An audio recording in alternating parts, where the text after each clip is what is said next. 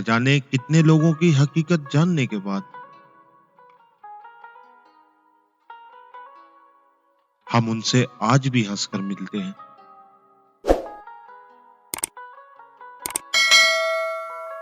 रिश्ते खून के नहीं, एहसास के होते हैं। एहसास हो तो अजनबी भी अपने हो जाते हैं, और एहसास ना हो तो अपने भी अजनबी बन जाते हैं।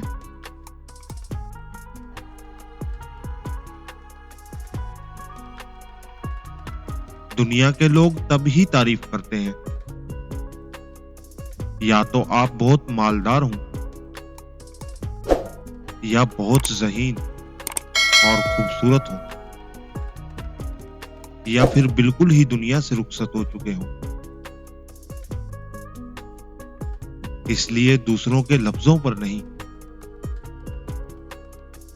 खुद की किस्मत तय करो।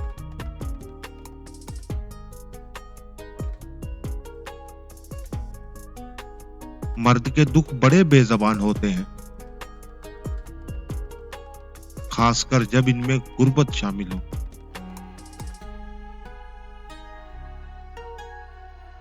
जो नसीब में लिख दिया गया उससे भागकर भी नहीं बचा जा सकता। इंसान इसी जगह ठहरता है जहां रब की मर्जी होती है।